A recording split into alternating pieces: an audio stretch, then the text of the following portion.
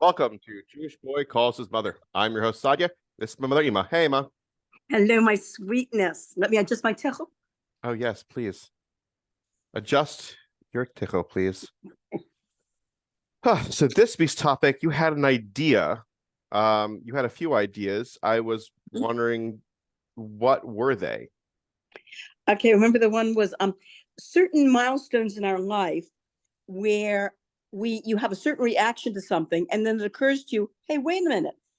That's a very mature reaction to that thing. And you realize that you've hit a certain marker in your life. You've hit a certain milestone where you realize that you're on the next maturity level.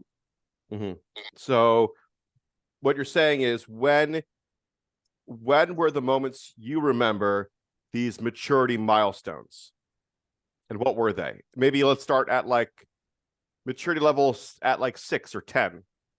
Oh God. Trying to think. Maturity levels. That's what's going on. I was known for being let's put it this way, if I were a kid today, I'd most likely be diagnosed with ADHD or ADD or something, or I'm sure I'd be on the spectrum, without a doubt. Are. Yeah, but in those days there was no tolerance for such a thing. There wasn't, man. Like I said, we remember one of the other podcasts I told you about the belt therapy. Yes. That was their therapy in those days, the belt therapy. I'm trying to think. I think there was one time I remember, I think I was like around 10 years. When I was around 10 years old, that was between the age of 9 to 10, that summer, going from third grade to fourth grade, was a very maturing year for me. And I think that's with a lot of people, that bridge between 9 and 10 is like a marker, you might say. I remember at that stage riding my bike for the very first time by myself to the library, which was about a mile away. That's all. It was about a mile away. But for me, for a 9-year-old to ride her bike by herself all the way to the library was quite an achievement. And that's the year I remember I discovered books. Okay. What do you mean by that? I got interested in reading. I got the public library where we went every summer used to have like some sort of reading program. I don't know if we went over this at another podcast, but just in case we didn't. Yeah, it's fine. Where they would have a theme. They would have like this huge poster, and the poster would have a theme. And I remember that particular year, the theme of the poster was treasure hunt. And it was find the pirate treasure. And what they did was there were islands, 10 islands around the island where the treasure chest was. And every time you would read a book from cover to cover, first of all, you couldn't, these days, what they do in the public libraries now is you just bring in this list of books that your parents signed that you read, and they give you a prize, and that's it. No, we didn't get away with that in those days. You actually had to bring your book to the librarian in the children's section. And she sat down with you and she looked over the book and she asked you questions about the book to make sure you actually read it cover to cover and knew what it was about. But I have a question about that, because I love it when people compare back in the old days was better kind of attitude. That was better, but I just feel that approach is much better. It's better, but I think I agree with you. I agree, but the only reason why they probably don't do it nowadays is because it got larger, because segregation was over and you had more people going to the libraries.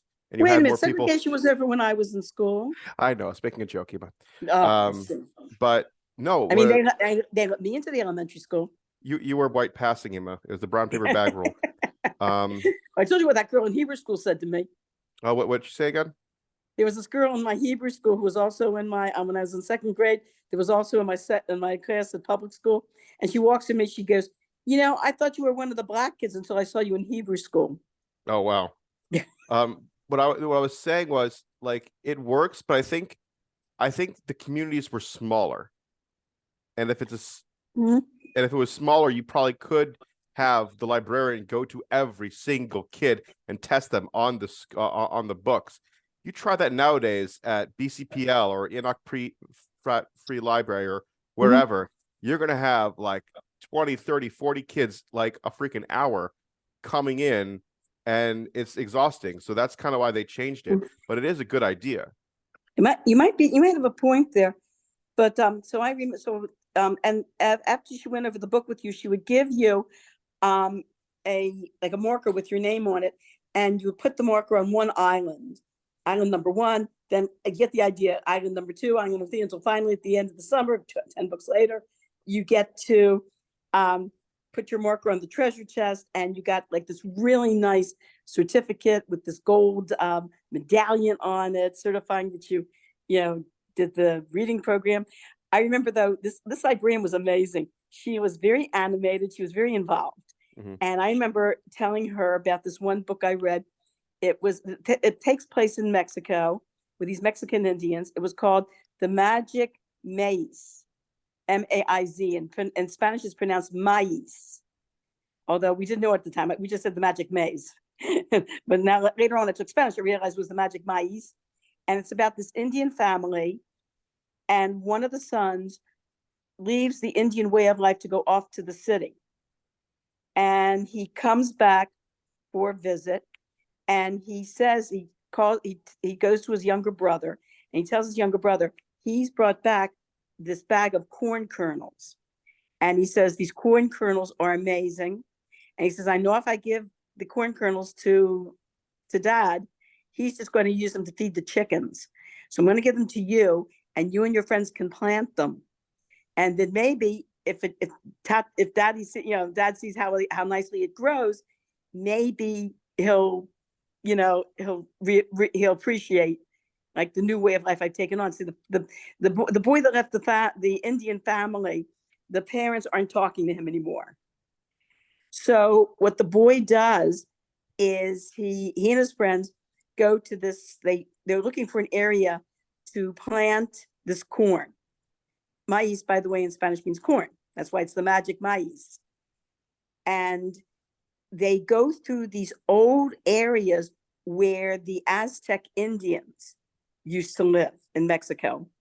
And they talk about how the Aztec Indians would, and this is been verified by archaeologists pretty recently, that they would take some of the captive warriors and they would sacrifice them to the gods, and they would actually take out, this is pretty gross, but they would take out the still beating heart from the warrior, and they would drink his blood, believing it would make them brave and strong.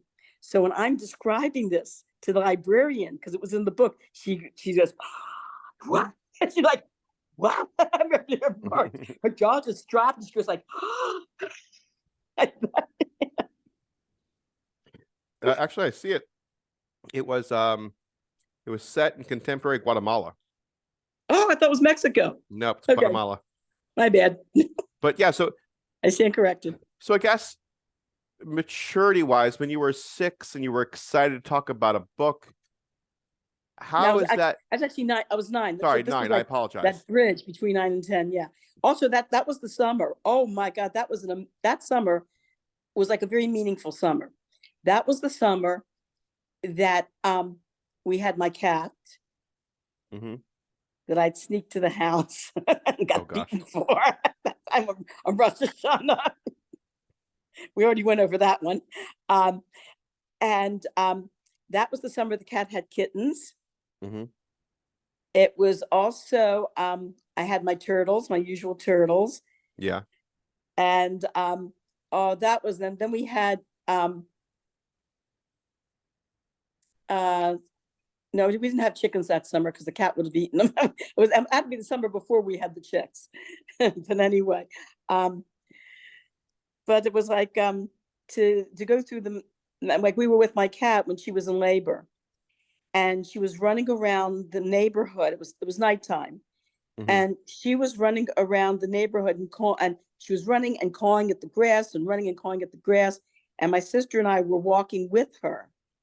And we had a feeling she was in labor because, you know, she's running and we're walking with her and she's clawing at the grass as she's running. And it was the next morning when I woke up that my mother told me that the cat had kittens. And my mother told me that my father, very early in the morning, he woke up, of course, like very, very like 5 o'clock in the morning for his business. And he noticed the cat had kittens, and he saw one of the kittens, unfortunately, was born dead. And Oh, he took it wow. away. He took it away right away and buried it because he didn't want to seeing it. Hmm. You think that one of the kittens had been born dead. So that was we also, my sisters and I, we did a carnival for multiple sclerosis. That was a thing where kids were doing these carnivals for multiple sclerosis and then taking the money and sending it to, you know, to the MS organization. So we did that summer. I have a question. How did that Mhm. make you feel when it came to the cat being a stillborn, especially at the age between 9 and Well, 10? we didn't get a chance to see it. My father took care of it right away. But hearing about it, wasn't too affected. I wasn't too surprised because I figured like this is an animal and these things happen. Mm-hmm. Yeah, yeah. I mean, she had 5 others. She had 6 kids. She gave birth to 6, and she had 5 others that were very healthy, Baruch Hashem. And you know, So, then that was, like I said, you know, and like I said, I discovered books, and I did a lot of reading that summer. In fact, I remember one of my aunts saying to me, "You are such a bookworm," because I really wanted this. I really wanted to participate in this contest, you know, to get the certificate and get the you know, to reach the treasure chest. So I was reading, and I'm trying to think what other milestones. And then when you're about, oh yeah, there's also one's first date, one's first real date. how was that? Um, that was very nice. It was the younger brother of a boy that was dating my sister at the time. I was 13, Okay. and that was the age of 13. That was I remember seeing in front of the mirror, putting on a nice dress and putting on makeup for, you know, maybe the first time, and fixing my hair, and you know, we're going to the movies. We went to the movies. That was my first. We went to the movies. S- There was another thing too. I remember. Oh, here's another milestone. That was the one when I was 12 years old. We might have had this another podcast. I had an orchestra director who was like always on my case for some reason. You know, mhm. always on. So I didn't. You know, I took it, and finally I decided I'm not taking it anymore. And I very politely walked over to him, didn't yell, didn't scream, didn't call, nothing, but very respectfully. And I said, "Mr. Such and such, I have a feeling that, what do I say? I have a feeling that you're being too hard on me, that you're always singling me out." And he was like, he wasn't angry, he didn't get angry or anything. In fact, he was like kind of surprised that a 12-year-old would have the maturity to come over and talk to him like that. And then he smiled at me and he says, "It's not that, it's just that I think you can do better." And he like gave me a pat on the arm and smiled. What happened afterwards? He left me alone after that. Oh, wow. Okay. I guess he decided this is not a kid you start up with. Um, what about the experience between your first date and like coming close to your last date? Like how you felt and like, you know, what My you've last learned. date was when I was 26. That's what I'm saying. It's a large spectrum. You're talking about the difference of maturity. Like if a guy broke up with you when you were like 12 versus when you were 25. Oh, everyone goes through that. Oh boy, when you're a teenager and you go through a breakup, oh my God, it's the end of the world. Breaking up for teenagers is like, oh my gosh. You know, I think everyone's been through it. And it's like, it's the end of the world. Here, you love this guy so much. And the hard thing when you're a teenager is when you're going out with this guy and you think everything is great and you love him, you think he loves you, and the two of you are going to be together forever. And then all of a sudden he stops talking to you. He won't call, won't talk to you, won't nothing. And you say, "Hey, what's going on? I haven't heard from you. Everything okay?" And they just kind of go, "Yeah," kind of shrug. "Yeah, yeah, yeah." I mean, some people would say, well, maybe he's getting nervous because, you know, it's getting too hot and heavy, or it's getting too much.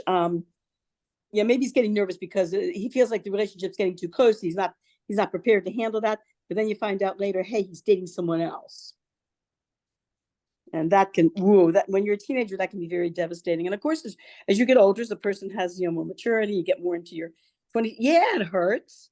Sure, it hurts, you know, when you're dating somebody and then you know, and you thought things were going really great between the two of you, and then you find out that the guy does not, you know, has lost interest, or, you know, he wasn't looking at the relationship the way you thought. So yes, it's upsetting. I remember a couple of times, like, kind of crying, you know, about a breakup, but not to the extent as a teenager. You know, yeah, you're upset. Maybe you'll cry a little bit, but hey, you know, that's life, and you know, you'll move on. There's you know, and there are more fish in the sea, and that's it. Whereas the teenager's like, oh no, there'll never be anybody else but him.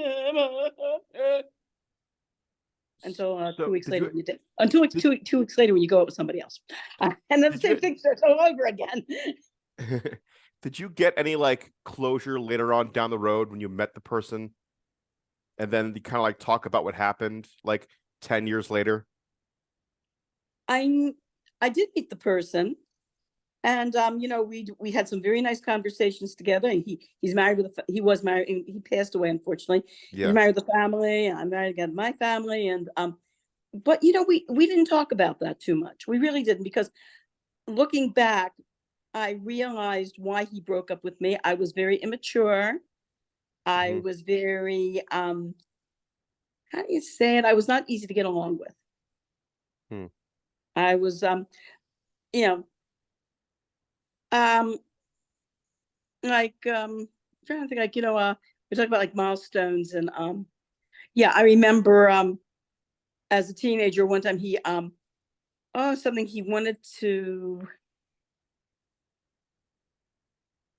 we were out on a date, and he offered somebody else a ride, and I was irritated with him because I wanted to have my time with him. And I Oh was yeah. irritated after this. Then later on in college, I had the same situation where I was going out with somebody, and he offered someone a ride, and okay, you know, all right, you know, so I didn't, you know, I didn't mind. There was one time though, I was singing in a performance, and my then boyfriend and I were backstage, you know, waiting for, you know, the performance to begin, and this girl comes over to him and says, do you mind? I'm a little paranoid sitting in the audience by myself. Would you mind sitting with me? And he said, sure. Oh. And I'm just about to go on stage, and I just had to just clam up and not say anything. So I went on stage and the whole time I performed, I would not look in that direction where he was sitting with that girl. And Yeah. That's a little more suspicious.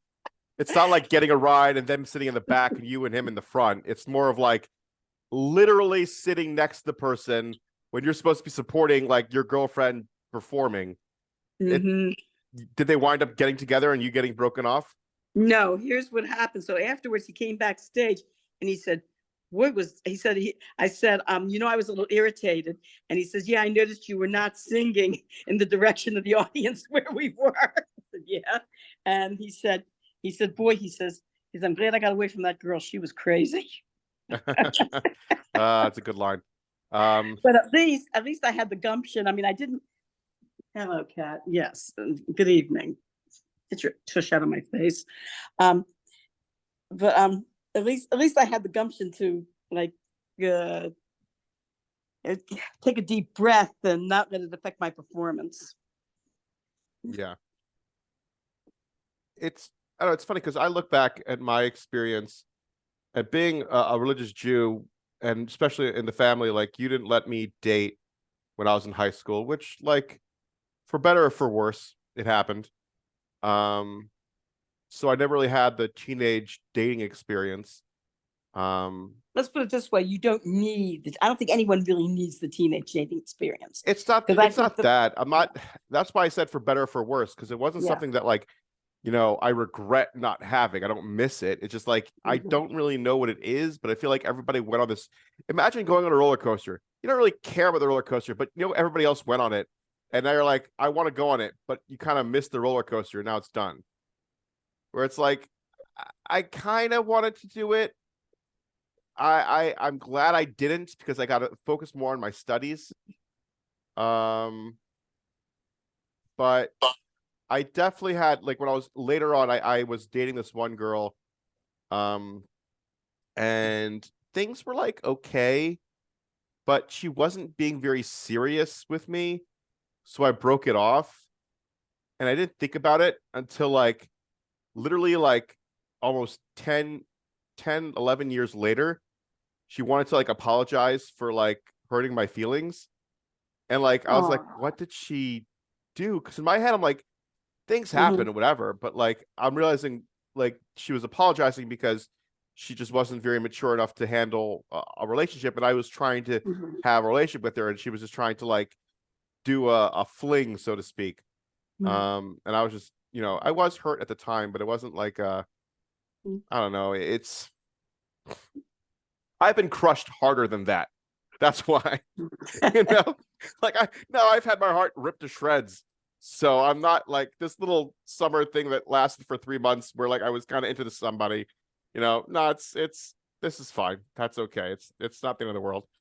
um But if you're talking about like, milestones in maturity, like I remember the couple of milestones. One was one time going out with a guy, when one of my first dates as a frum person. And he mentioned something to me about, me being, like childish, like girlish, but he didn't mean it in a negative way. And I took it the wrong way. mhm, And I yelled at him and said, I've worked on a lot of my maturity, and I don't know why you said that to me. And he tried to explain himself, and I wouldn't let him explain. Then a couple years later, again, there was another shit update I went on where the guy said the same thing. And then he stopped and goes, oh, he goes, please, I didn't mean that negatively. He says, I meant that in a positive way, that there's a lot of young spirit about you. And I stopped him. I said, no, I didn't take that the wrong way. The second time it happened, I did not take it the wrong way. I realized what he was saying, that he meant that I had a lot of young energy about me.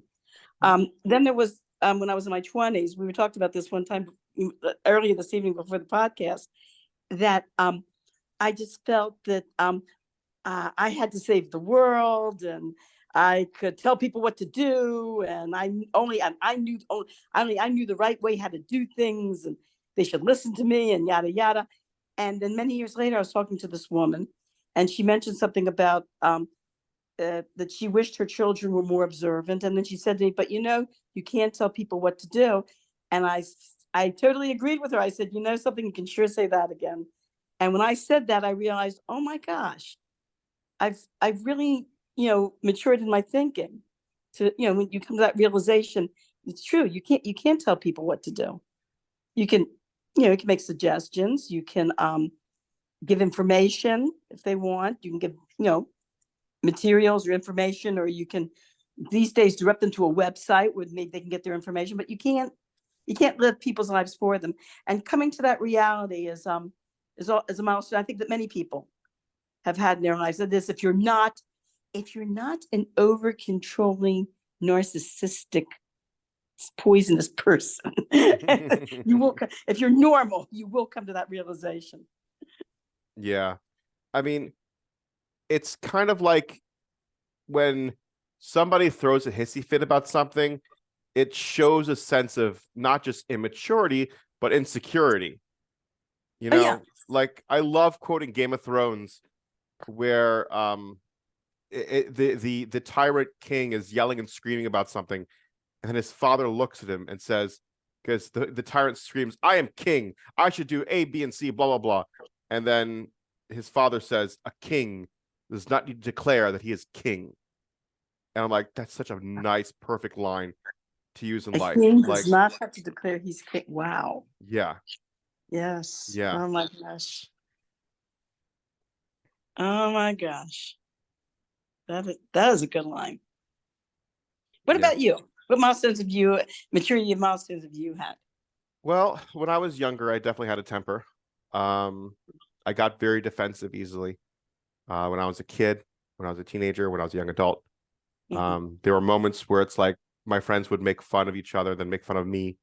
And then when they make fun of me, I'd get very angry and defensive. Like, how could you say that to me? Blah, blah, blah. Mhm. And then eventually I spoke to somebody about this, and they're like, you need to learn to take a joke.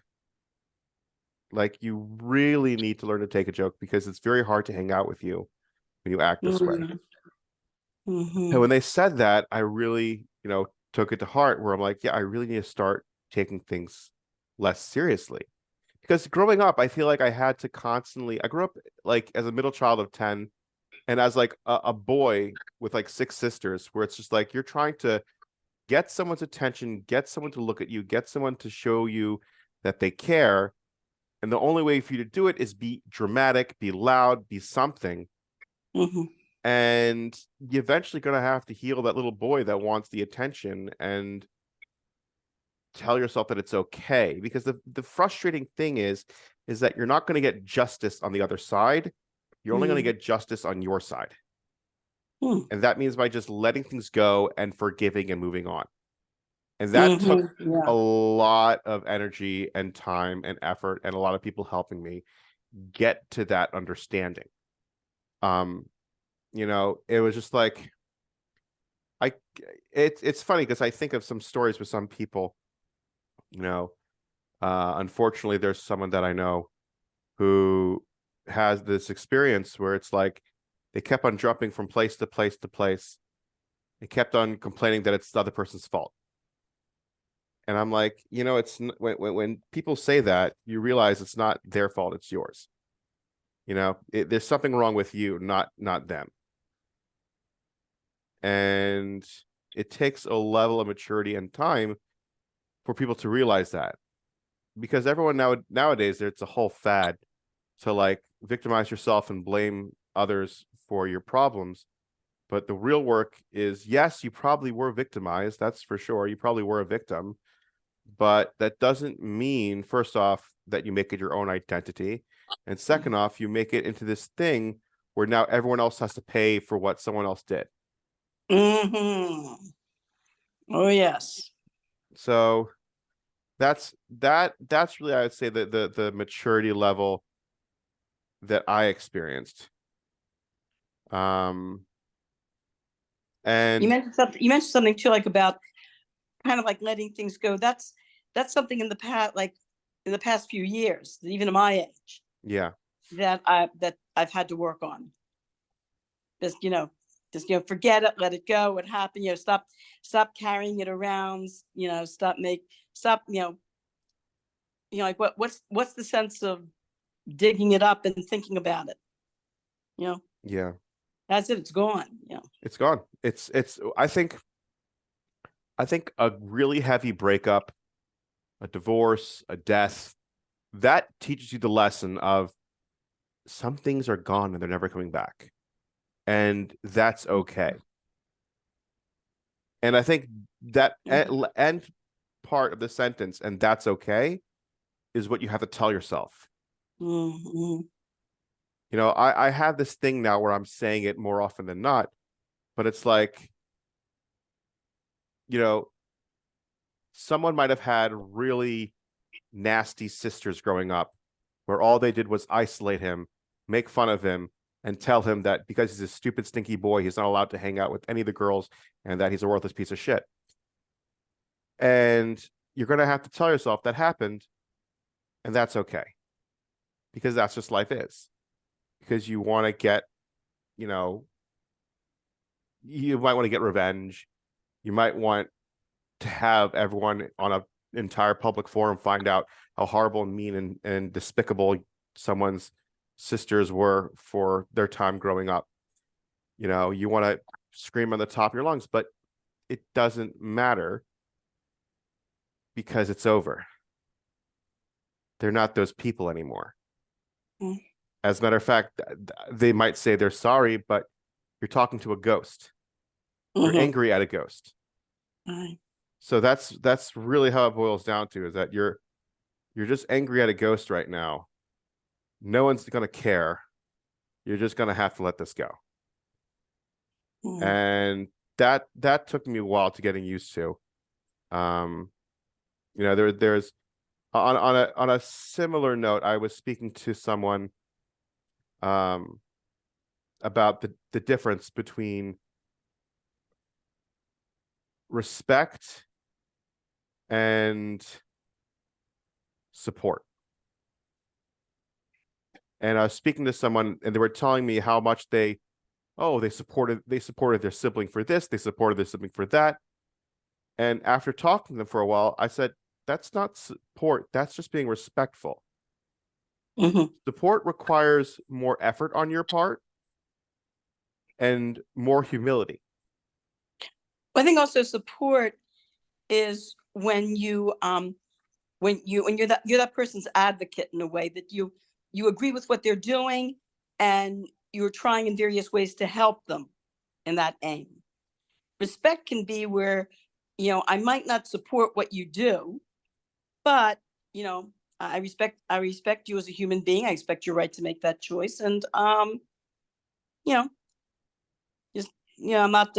not going to call you names. I'm not going to take away your civil rights. I'm not going to put a picket line in front of your house.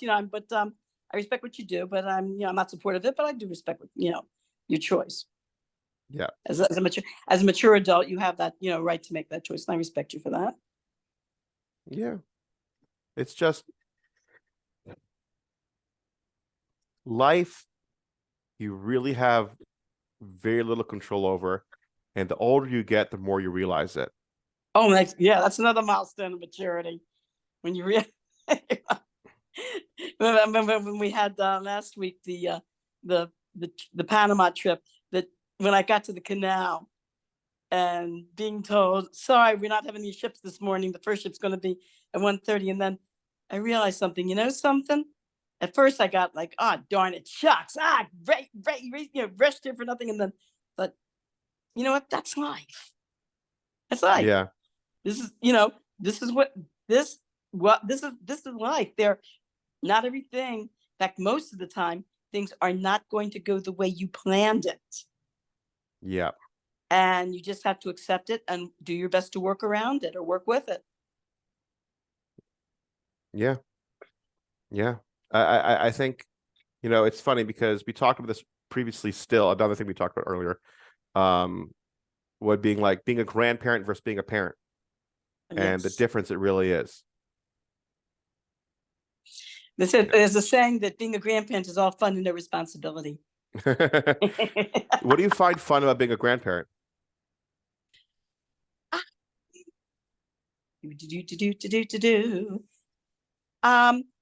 Being able just to take the kids places and just have fun with them and then bring them back afterwards. Sugar them up and be like, it's not my problem anymore. I took your niece and nephew to the science center yesterday, and we had a good. And it was one of these things where usually when I go to the science center, it's like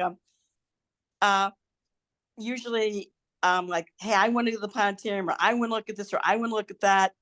And I've got with you kids, it's like, hey, but I can't even stop to enjoy this myself. I got to chase after my kids.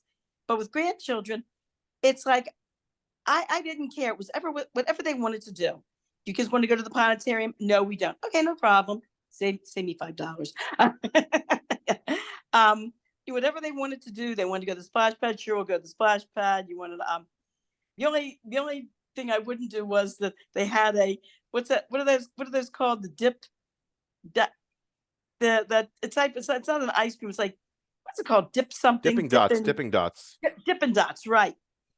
And I understand the rainbow ones are the only ones that are part, right? No, they're all milk chemo. They're all milk now? I'm pretty sure they never were part of. Okay, because I've been to some places where they actually were part of some, but that was like years ago. I think maybe they changed on it. But anyway, what happened was, for a little thing of Dippin' Dots, the machine wanted $6.50. Oh wow. And I said, no, I am not buying this little container of Dippin' Dots for $6.50. But I bought them a Snapple instead. We shared a Snapple.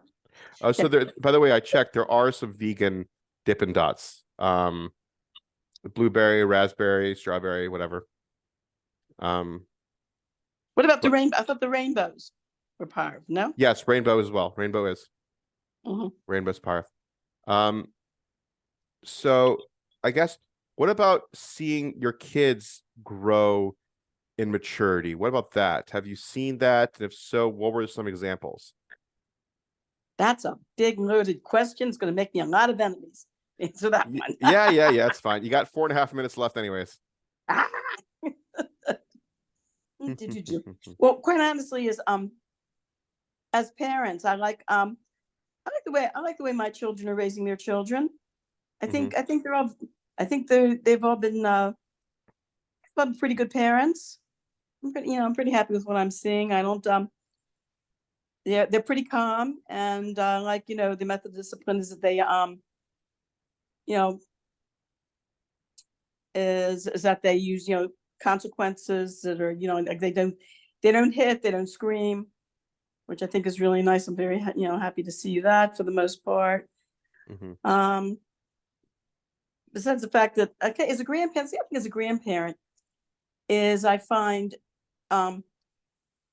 you really can't say anything to your children Yeah. about how they're raising the kids unless God forbid you see serious abuse. In which case, even if it is your kid, you should report them to the authorities. But if they're being reasonable, if they're not being abusive, then these are their children. You did your time as a parent. You raised your kids. There was one incident though where I used to let you kids when you were little sleep with me because you'll cuddle up, sleep with me, because I felt it was good for you to get this feeling of security, whatever. So and I didn't mind it. I mean, it's one thing if you mind it, is one thing, but I didn't mind it. And so there was one of your sisters, one of the grandchildren called me up, was crying that she wants to sleep with mommy. Mommy won't let her. So then your sister got on the phone. I said, why won't you let her sleep with you? And she says, you raised your kids, I'll raise mine. That was it. All right. And I realized, you know what? From now on, Mum's the word. Not my circus, not my monkeys. I've been saying forever now. Just whenever I see these, like, my nieces or nephews doing something, and I'm like, I feel like I have to say something or do something. And then I'm like, this doesn't help. Just not my circus, not my monkeys. That's another level of maturity. When you realize boundaries. Yes. And I hate to say it, I've met people who unfortunately never quite made that level of maturity. Even as older people, I don't know what it is with them. They never, maybe they're on the spectrum. Maybe they've got Asperger's or something. Yeah. That was never diagnosed, but they don't. I've met mature adults who had no sense of boundaries.